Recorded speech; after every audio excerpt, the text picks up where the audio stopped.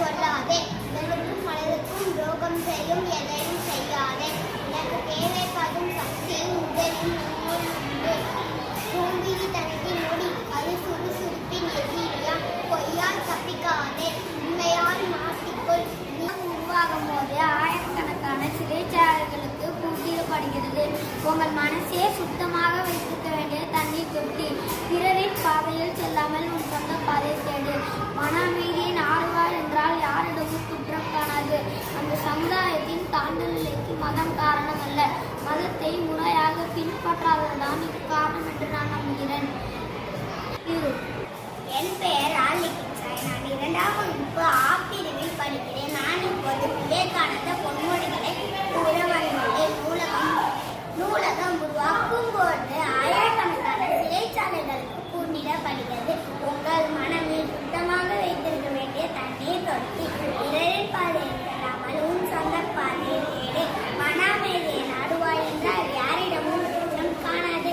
நமது சமுதாயத்தின் தாழ்ந்த நிலைக்கு மதம் காரணமல்ல.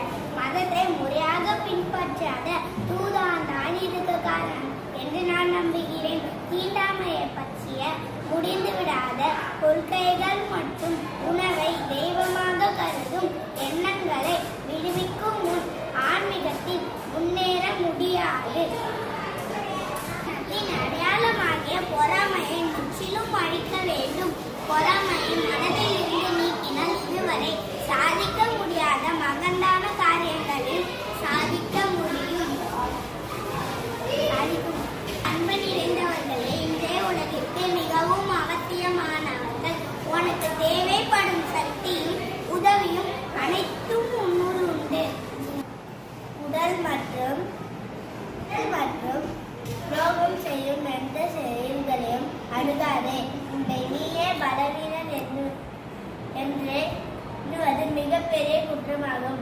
பலவீன சித்திரவதை போலும் கடும் துன்பமாகவும் உள்ளது. உடல் மற்றும் மனதிற்கு துரோகம் செய்யும் எந்த செயல்களையும் அணுகாதே.